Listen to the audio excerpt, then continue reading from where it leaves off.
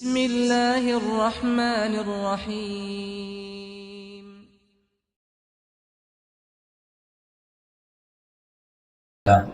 نحمده ونستعينه ونستغفره ونعوذ بالله من شرور أنفسنا ومن سيئات أعمالنا. من يهده الله فلا مضل له ومن يضلل فلا هادي له، وأشهد أن لا إله إلا الله وحده لا شريك له، وأشهد أن محمدا عبده ورسوله أرسله بالهدى ودين الحق ليظهره على الدين كله ولو كره المشركون. اللهم صل على محمد وعلى آل محمد كما صليت على إبراهيم وعلى آل إبراهيم إنك حميد مجيد. اللهم بارك على محمد وعلى آل محمد كما باركت على إبراهيم وعلى آل إبراهيم إنك حميد مجيد. أما بعد، فإن خير الكتاب كتاب الله، وخير السنن سنن محمد صلى الله عليه وسلم، وشر الأمور محدثاتها، وكل محدثة بدعة، وكل بدعة ضلالة، وكل ضلالة في النار. أعوذ بالله من الشيطان الرجيم. يا أيها الذين آمنوا اتقوا الله حق تقاته ولا تموتن إلا وأنتم مسلمون. بسم الله الرحمن الرحيم. إنا أعطيناك الكوثر فصل لربك وانحر إن شانئك هو الأبتر. ബഹുമാന്യ വിശ്വാസികളെ,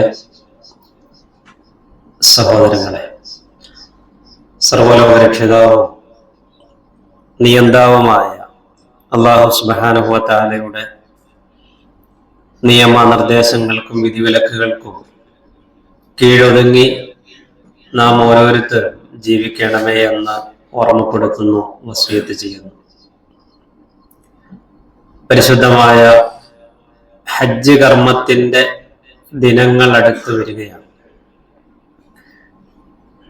ദുൽഖഅദയുടെ അവസാന 10 നമ്മളൊക്കെ എത്തി നിൽക്കുന്നത്. ബലിപെരുന്നാൾ കടന്നു വരുമ്പോൾ അതിലെ ഏറ്റവും മുഖ്യമായ ആരാധനാകർമ്മം, ഏറ്റവും പുണ്യകരമായ ആരാധനാകർമ്മം, അതാണ് ഉളഹിയ്യത്ത് എന്ന് പറയുന്നത്. ബലിപെരുന്നാളിന്റെ അന്ന് യൗമുൻ നഹർ എന്ന പേരിൽ അറിയപ്പെടുന്ന ദുൽഹിജ്ജ 10 നാം നിർവഹിക്കുന്ന ഏറ്റവും ശ്രേഷ്ഠമായ കർമ്മമാണ് ഉളഹിയ്യ. ഞെരുക്കങ്ങൾക്കിടയിലും സാമ്പത്തികമായ പ്രയാസങ്ങൾക്കിടയിലും അത് നിർവഹിക്കാൻ സമ്പത്ത് കണ്ടെത്തുന്ന ആളുകളുണ്ട്. അല്ലാഹു സുബ്ഹാനഹു വ തആലയോടുള്ള ഏറ്റവും നല്ല വിധേയത്വത്തിന്റെ ഒരു കർമ്മമാണ് ഉളഹിയ്യത്ത് എന്ന് തിരിച്ചറിയുന്നവരാണ് അതിന്റെ ഫളില് മനസ്സിലാക്കി അത് നിർവഹിച്ചു കൊണ്ടിരിക്കുന്നത്. പ്രവാചകൻ സ്വല്ലല്ലാഹു അലൈഹി വസല്ലമയുടെ ഹദീസുകൾ പ്രകാരം അയ്യാമു തശ്രീക്കിലും നമുക്ക് നിർവഹിക്കാവുന്ന ഒരു ക്രമമാണ് ഉളഹിയ്യ. മഹാനായ അബുൽ അംബിയ ഖലീലുല്ലാഹ് ഇബ്രാഹിം നബി അലൈഹിസ്സലാമിന്റെ സുന്നത്തിനെ അനുധാവനം ചെയ്യുക, അതുപോലെ ആ സുന്നത്തിനെ ജീവിപ്പിക്കുക എന്നിങ്ങനെ 2 ഉദ്ദേശങ്ങളാണ് ഉളഹിയ്യത്തിന് ഉള്ളത്. വിശുദ്ധ ഖുർആനിലെ സൂറത്തു സാഫാത്ത് 103-ാം വചനത്തിൽ അല്ലാഹു പറയുന്നുണ്ട്, ഫലമ്മാ അസ്ലമാ വതല്ലഹു ലിൽജബീൻ വനാദൈനാഹു അൻ യാ ഇബ്രാഹീം ഖദ് സ്വദ്ദഖ്ത الرؤيا ഇന്നാ കദാലിക നജ്സിൽ മുഹ്സിനീൻ ഇന്ന ഹാദാ ലഹുവൽ ബലാഉൽ മുബീൻ വഫദൈനാഹു ബിദ്ബിഹിൻ അളീം. അല്ലാഹു സുബ്ഹാനഹു വ തആലയുടെ ഈ വിഷയത്തിലുള്ള പരീക്ഷണം ഇബ്രാഹിം നബി അലൈഹിസ്സലാമിന് ഉണ്ടായപ്പോ ആ ഉപ്പയും മകനും അതിന് പൂർണ്ണമായി ഒരുങ്ങുകയും മകൻ ഇസ്മായിൽ അലൈഹിസ്സലാമിനെ ബലിയെറുക്കാനായി ഇബ്രാഹിം നബി അലൈഹിസ്സലാം മിനയിലേക്ക് കൊണ്ടുവരികയും നിശ്ചയിക്കപ്പെട്ട സ്ഥലത്ത് അറുക്കാനായി കിടത്തുകയും ഒക്കെ ചെയ്ത സമയത്ത് അല്ലാഹു സുബ്ഹാനഹു വ തആല ഇബ്രാഹിം നബി അലൈഹിസ്സലാമിനോട് പറയുന്നു, ഖദ് സ്വദ്ദഖ്ത الرؤيا ഇന്നാ കദാലിക നജ്സിൽ മുഹ്സിനീൻ. ഇബ്രാഹിം, നിന്നോട് പറഞ്ഞ അല്ലെങ്കിൽ നിന്നെ സ്വപ്നത്തിലൂടെ അറിയിച്ച കാര്യം നീ യാഥാർത്ഥ്യമാക്കിയിട്ടുണ്ട്. മുഹ്സിനുകൾക്ക് സുഹൃതവാന്മാർക്ക് നാം ഇപ്രകാരമാണ് പ്രതിഫലം നൽകുന്നത്. ഇത് വ്യക്തമായ ഒരു പരീക്ഷണമായിരുന്നു. പകരം ഒരു മൃഗത്തെ അറുക്കുവാൻ അല്ലാഹു സുബ്ഹാനഹു വ തആല ഇബ്രാഹിം അലൈഹിസ്സലാമിന് നൽകി എന്നതാണ്. അപ്പൊ ഇതിൽ വലിയൊരു പരീക്ഷണമുണ്ട്. പരീക്ഷണം എന്ന് പറഞ്ഞാൽ സ്വന്തം മകനെ ബലിയർപ്പിക്കണമെന്ന ആ വലിയ പരീക്ഷണത്തിൽ പോലും ഇബ്രാഹിം നബി അലൈഹിസ്സലാം പതറാതെ നിന്നു എന്നതാണ് ഈ ചരിത്രത്തിൽ നിന്ന് നമുക്ക് ലഭിക്കുന്ന വലിയൊരു പാഠം എന്ന് പറയുന്നത്. അപ്പൊ ആ ഒരു ചരിത്രത്തിന്റെ ഓർമ്മകൾ പുതുക്കിയാണ് ഉളഹിയ്യത്ത് കർമ്മം ഓരോരുത്തരും നിർവഹിച്ചു കൊണ്ടിരിക്കുന്നത്. ചില പണ്ഡിതന്മാർ അത് സുന്നത്താണ് എന്ന് പറഞ്ഞപ്പോൾ മറ്റു ചില പണ്ഡിതന്മാർ അത് വാജിബാണ്, നിർബന്ധമാണ് എന്ന് തന്നെ പറഞ്ഞത് കാണാം. സുന്നത്താണ് എന്ന് പറയാൻ ചില പണ്ഡിതന്മാർ തെളിവാക്കിയത് നബി സല്ലല്ലാഹു അലൈഹി വസല്ലമയുടെ ഒരു ഹദീസിൽ കാണാം, ഇദാ ദഖലത്തിൽ അശ്റു, ദുൽഹിജ്ജ ആദ്യത്തെ 10 നമ്മൾ കടന്നാൽ, വ അറാദ അഹദുക്കും അയ്യുളഹിയ, നിങ്ങളിൽ ആരെങ്കിലും ഉളഹിയ്യത്ത് നിർവഹിക്കാൻ ഉദ്ദേശിച്ചിട്ടുണ്ടെങ്കിൽ, ഫലാ യമസ്സ മിൻ ശഅരിഹി വ ബശരിഹി ശൈഅ, തൊലിയിൽ നിന്നോ നഖത്തിൽ നിന്നോ രോമങ്ങളിൽ നിന്നോ ഒന്നും നിങ്ങൾ നീക്കം ചെയ്യരുത് എന്ന ഹദീസ്. അവിടെ ഉദ്ദേശിക്കുന്നവർ എന്ന് പറഞ്ഞത് കൊണ്ട് അത് സുന്നത്താണ് എന്ന് പറഞ്ഞ പണ്ഡിതന്മാരുണ്ട്. എന്നാൽ മഹാനായ ഷെയ്ഖുൽ ഇസ്ലാം ഇബ്നു തൈമിയ്യ റഹിമഹുല്ലാഹ് പറഞ്ഞത്, ഇന്നല്ലാഹിറ വുജൂബുഹാ, നബിയുടെ ഹദീസുകളിൽ നിന്ന് മനസ്സിലാവുന്നത് ഉളഹിയ്യത്ത് നിർബന്ധമാണെന്ന് തന്നെയാണ്. വ ഇന്ന മൻ ഖദറ അലൈഹാ ഫലം യഫ്അൽ ഫഹുവ ആസിമുൻ, ഒരാൾക്ക് ഖുദ്റത്തുണ്ടായിട്ടും ഉളഹിയ്യത്ത് നിർവഹിക്കാനുള്ള സാമ്പത്തികമായ ശേഷി ഉണ്ടായിട്ടും അതിനുള്ള സാഹചര്യം ഉണ്ടായിട്ടും ഒരാൾ ആ മഹത്തായ കർമ്മത്തിൽ പങ്കുചേരുന്നില്ലെങ്കിൽ അവൻ കുറ്റം ചെയ്തവനാണ് എന്നാണ് ഇബ്നു തൈമിയ്യ റഹിമഹുല്ലാഹ് പറഞ്ഞിട്ടുള്ളത്. വിശുദ്ധ ഖുർആനിലെ ഏറ്റവും ചെറിയ അധ്യായം, അവിടെ അള്ളാഹുവിന്റെ കൽപ്പനയാണ്, ഇന്നാ അഅ്തൈനാകൽ കൗസർ ഫസ്വല്ലി ലിറബ്ബിക വൻഹർ ഇന്ന ശാനിഅക ഹുവൽ അബ്തർ. അവിടെ അള്ളാഹു പറയുന്നത് കാണാം, ഫസ്വല്ലി, നീ നമസ്കരിക്കണം, അത് അള്ളാഹിന്റെ കൽപ്പനയാണ്, ലിറബ്ബിക് വൻഹർ, നീ ബലിയർപ്പിക്കുകയും ചെയ്യണം എന്നതാണ്. അപ്പൊ കഴിവുള്ളവൻ അത് നിറവേറ്റണം എന്നതാണ് ആ ആയത്തിൽ നിന്ന് മനസ്സിലാവുന്നത് എന്നാണ്. അതേപോലെ വിശുദ്ധ ഖുർആനിലെ സൂറത്തുൽ അൻആം, കാലികൾ, കന്നുകാലികൾ എന്ന പേരുള്ള അധ്യായം, അതിൽ 162 വചനത്തിൽ പ്രവാചകനോട് അല്ലാഹു പറയുന്നുണ്ട്. നമ്മൾ മുമ്പ് ഒരിക്കൽ ഓതിയിട്ടുള്ള ഒരായത്താണത്. ഖുൽ ഇന്ന സ്വലാത്തി വനുസുക്കി വമഹ്യായ വമമാതി ലില്ലാഹി റബ്ബിൽ ആലമീൻ. ഖുൽ നബിയെ, അങ്ങ് പറയുക, ആളുകളോട് പറഞ്ഞു കൊടുക്കുക, ഇന്ന സ്വലാത്തി, എന്റെ നമസ്കാരവും, വനുസുക്കി, എന്റെ ബലികർമ്മങ്ങളും, വമഹ്യായ വമമാതി, എന്റെ ജീവിതവും എന്റെ മരണവും, ലില്ലാഹി റബ്ബിൽ ആലമീൻ, ലോകങ്ങളുടെ റബ്ബായ എന്റെ റബ്ബിനു വേണ്ടി മാത്രമാണ്, അവന്റെ പ്രീതിക്കു വേണ്ടി മാത്രമാണ്. ആയത്തിൽ ഇന്ന സ്വലാത്തി എന്ന് പറഞ്ഞു, എന്റെ നമസ്കാരം അതെനിക്ക് നിർബന്ധമാണ്. വനുസുക്കി, എന്റെ ബലികർമ്മം, അവിടെയും അതിനോട് ചേർത്ത് പറഞ്ഞത് കൊണ്ട് അതൊരു നിർബന്ധ സ്വഭാവത്തിലേക്ക് എത്തുന്നു എന്നാണ്. അപ്പൊ കഴിവുള്ളവർ അത് നിർവഹിക്കുക തന്നെ വേണം. അതിലൊരു അനാസ്ഥ, ഒരു അശ്രദ്ധ, ഒരു നിസ്സാര മനോഭാവം ഉദഹിയത്തിന്റെ കാര്യത്തിൽ നമ്മളാരും കാണിക്കാൻ പാടില്ല എന്നുള്ളതാണ്. പ്രിയമുള്ളവരെ, ദിവസങ്ങൾ അടുത്ത് വരികയാണ്. ഒന്ന് മനസ്സ് വെച്ചാൽ തീർച്ചയായും നമുക്ക് ഒരു മൃഗത്തെ പൂർണ്ണമായി ഉദഹിയത്ത് നൽകാൻ പറ്റിയില്ലെങ്കിലും ഒരു ഷെയറെങ്കിലും നമുക്ക് ചേർന്ന് അതിൽ പങ്കാളികളാകാൻ പറ്റും. അള്ളാഹു അതിന് തൗഫീക്ക് പ്രദാനം ചെയ്യട്ടെ.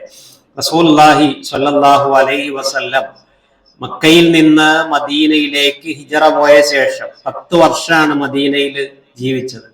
ആ 10 വർഷവും നബി സല്ലല്ലാഹു അലൈഹി വസല്ലം മുടങ്ങാതെ ഉളഹിയത്ത് നിർവഹിച്ചിരുന്നു എന്നതും അതിന്റെ നിർബന്ധ സ്വഭാവത്തെ കാണിക്കുന്നു എന്ന് പണ്ഡിതന്മാർ പറയുന്നുണ്ട്.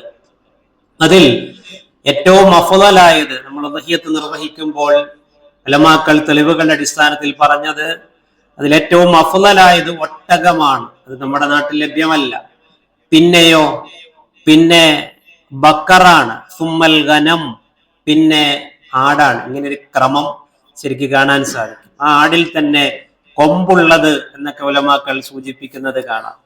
അതേപോലെ ഈ ഉളഹിയത്തിന്റെ സമയമൊക്കെ വരുമ്പോ പലർക്കും ഉണ്ടാകുന്ന ഒരു സംശയമാണ് അതിന്റെ പ്രായവുമായി ബന്ധപ്പെട്ട്.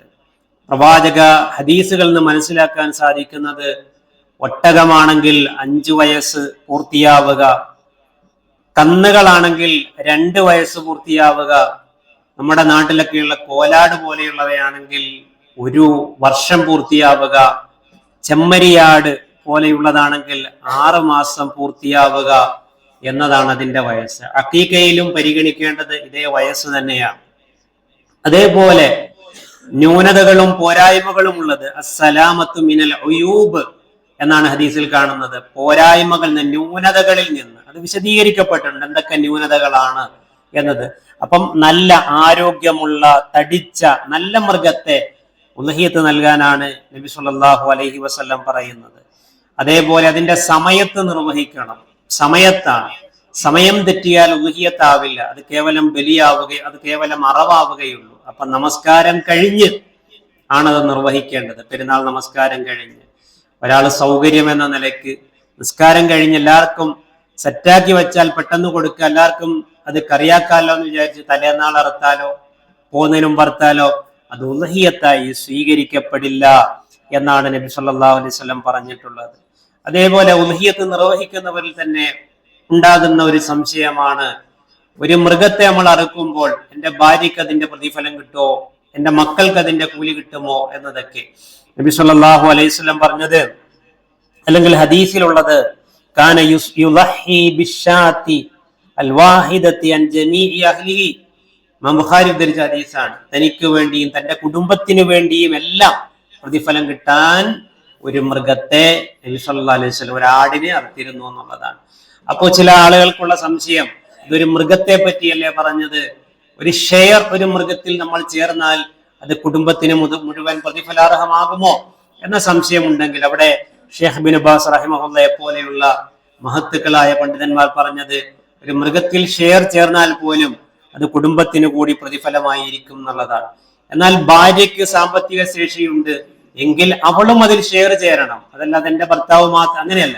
അവൾക്ക് പറ്റുമെങ്കിൽ സാമ്പത്തികമുണ്ടെങ്കിൽ അവളും അതിൽ ഷെയർ ചേരണം. അപ്പൊ അങ്ങനെയൊക്കെ ഈ ഒരു കർമ്മത്തിൽ ഏറ്റവും നന്നായി അതിൽ പങ്കാളികളാകാൻ നമുക്ക് സാധിക്കണം എന്നുള്ളതാണ്. അതേപോലെ വരുന്ന ഒരു സംശയമാണ്, ഉളഹിയത്ത് കൊടുക്കുമ്പോൾ അതിൽ നിന്ന് നമ്മൾ കഴിക്കുന്നതിൽ എന്തെങ്കിലും തടസ്സമുണ്ടോ, തകരാറുണ്ടോ എന്നുള്ളത്. നബി വിലക്കിയത് നമ്മൾ അറവ് നടത്തുമ്പോൾ 2 കാര്യങ്ങൾ നിങ്ങൾ കഴിക്കരുതെന്നതാണ്. ഒന്ന്, നമ്മൾ നേർച്ചയാക്കിയിട്ടുണ്ടെങ്കിൽ അതിൽ നിങ്ങൾ കഴിക്കാൻ പാടില്ല. രണ്ടാമത്, എന്തെങ്കിലും ഒരു തെറ്റിന് കഫാറത്തായിട്ടാണ് ഒരു മൃഗത്തെ അറുക്കുന്നതെങ്കിൽ അതിൽ നിന്നും നിങ്ങൾ ഒന്നും എടുക്കാൻ പാടില്ല. എന്നാൽ ഉളഹിയത്തിന്റെ വിഷയത്തിൽ നബി സല്ലല്ലാഹു അലൈഹി വസല്ലം പറഞ്ഞത്, ഫദ്കുറു സ്മല്ലാഹി അലൈഹാ, അല്ലാഹുവിന്റെ നാമം ഉച്ചരിച്ചുകൊണ്ട് നിങ്ങൾ അതിനെ അറുക്കണം. സവാഫ ഫഇദാ വജബത് ജുനൂബുഹാ ഫകുലൂ മിൻഹാ വഅത്ഇമുൽ ഖാനിഅ വൽ മുഅ്തർ. വീട്ടിൽ ചോദിക്കാതെ അങ്ങനെ ഇരിക്കുന്ന ആളുകൾക്ക് കൊണ്ടുപോയി കൊടുക്കുക. ചോദിച്ചു വരുന്നവർക്ക് നിങ്ങൾ അതിൽ നിന്ന് നൽകുക, നിങ്ങൾ അതിൽ നിന്ന് കഴിക്കുക. ഇതാണ് ഉളഹിയത്ത് നമ്മൾ പിന്നെ ചെയ്യുമ്പോൾ നമ്മൾ നിർവഹിക്കേണ്ടത്. അതിന് കഴിക്കുക എന്നുള്ളത് എന്താണ്? അതിന്റെ അദബിന്റെ ഭാഗമാണ് എന്ന നിലയ്ക്ക് കൂടി നബി സ്വല്ലല്ലാഹു അലൈഹി വസല്ലം പറഞ്ഞിട്ടുണ്ട്. ഈ ഒരു കർമ്മം നിർവഹിക്കുമ്പോൾ എവിടെയും നിഫാക്ക് കടന്നു വരരുത്, തഖ്വയ്ക്ക് വിരുദ്ധമാകുന്ന ഒന്നും കടന്നു വരരുത്. അത് ഏറ്റവും ഏറെ ശ്രദ്ധിക്കണം. അള്ളാഹു പറയാൻ,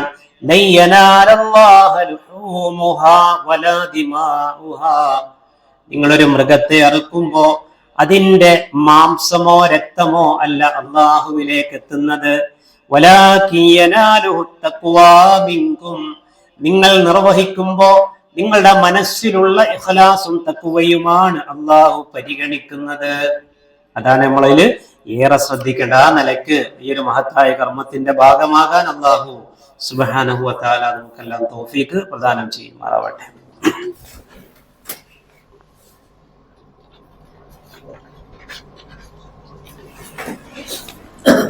അൽഹംദുലില്ലാഹ് വസ്സലാത്തു വസ്സലാമു അലാ റസൂലില്ലാഹ് വഅലാ ആലിഹി വസഹ്ബിഹി അജ്മഈൻ. അമ്മാ ബഅദ്. ഇത്തഖുല്ലാഹ ഇബാദല്ലാഹ്.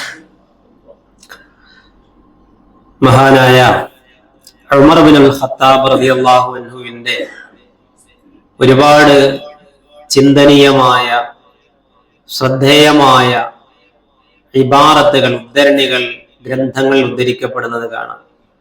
അതിൽ അദ്ദേഹത്തിന്റെ തഖ്വയും സൂക്ഷ്മതയും റബ്ബിന്റെയും പരലോകത്തിന്റെയും വിഷയത്തിലുള്ള ഭയപ്പാടും ഒക്കെ പ്രകടമാകുന്ന ഒരു വാക്ക് ഇങ്ങനെയാണ്.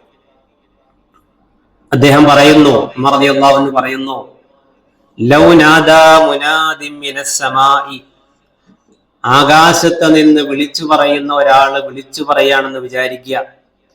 അങ്ങനെ വിളിച്ചു പറയുകയാണെങ്കിൽ, അയ്യുഹന്നാസ്, മനുഷ്യരെ, ഇന്നക്കും ദാഖിലൂനൽ ജന്ന കുല്ലുക്കും, നിങ്ങളെല്ലാം സ്വർഗത്തിൽ പ്രവേശിക്കുന്നവരാണ് എന്ന ആകാശ ലോകത്ത് നിന്ന് ഒരു മലക്ക് വിളിച്ചു പറയാണെന്ന് നിങ്ങൾ വിചാരിക്കുക.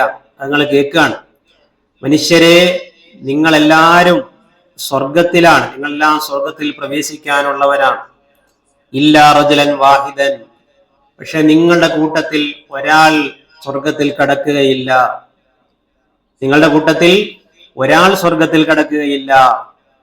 റളിയല്ലാഹു അൻഹു പറയാണ്, അങ്ങനെ ഒരാൾ വിളിച്ചു പറയുകയാണെങ്കിൽ ലഖിഫ്തു അൻ അകൂന അന ഹുവ, ആ ഒരാൾ സ്വർഗത്തിൽ കടക്കില്ല എന്ന് പറഞ്ഞ ആ ഒരാൾ ഞാൻ ആയേക്കുമോ എന്ന് ഞാൻ ഭയപ്പെടുന്നു എന്നാണ്. ഞാൻ ആയേക്കുമോ എന്ന് ഞാൻ ഭയപ്പെടുന്നു എന്നുള്ളതാണ്. അബൂ നഈം റഹിമഹുല്ലാഹ് അദ്ദേഹത്തിന്റെ ഹില്യത്തുൽ ഔലിയ എന്ന ഗ്രന്ഥത്തിലാണ് ഉമർ റളിയല്ലാഹു അൻഹുവിന്റെ ഈ ഒരു വാക്ക് പറഞ്ഞിട്ടുള്ളത്. അതിൽ നിന്ന് നമുക്ക് മനസ്സിലാവുന്നത് എത്രമാത്രം അള്ളാഹുവിനെ ഉമർ റളിയല്ലാഹു അൻഹു ഭയപ്പെട്ടിരുന്നു, അദ്ദേഹത്തിന്റെ ഈമാനിന്റെ ആഴം എത്ര വലുതായിരുന്നു. ഉമർ, നീ സ്വർഗത്തിലാണ് എന്ന് ജീവിച്ചിരിക്കെ തന്നെ പ്രവാചകന്റെ നാവിലൂടെ സന്തോഷ വാർത്ത അറിയിക്കപ്പെട്ടിട്ട് പോലും എത്രമാത്രം വിനയവും വിധേയത്വവും ഉമർ റളിയല്ലാഹു അൻഹു ജീവിതത്തിൽ കാത്തു സൂക്ഷിച്ചിരുന്നു എന്ന് നമുക്ക് ഈ വചനത്തിൽ നിന്ന് മനസ്സിലാവുന്നുണ്ട്. നമ്മളൊന്ന് ആലോചിച്ചാൽ മതി, നമ്മുടെ പരലോകത്തിന്റെ വിഷയത്തിൽ നമുക്ക് എത്ര ജാഗ്രതയുണ്ട്. ശരിക്കൊന്ന് ആലോചിച്ചാൽ നമുക്ക് തീരെ ശ്രദ്ധയില്ലാത്ത, നമ്മൾ നിസ്കരിക്കുന്നുണ്ട്, നമ്മൾ പല നന്മകളും ചെയ്യുന്നുണ്ട്, പക്ഷെ പരലോകം എന്ന വിഷയത്തെ ഒന്ന് സീരിയസ് ആയിട്ടെടുത്ത് ഒന്ന് ആലോചിച്ചാൽ നമ്മളൊക്കെ വളരെ നിസ്സാരമായിട്ടാണ് പരലോക വിഷയത്തെ കാണുന്നത് നമുക്ക് മനസ്സിലാവും.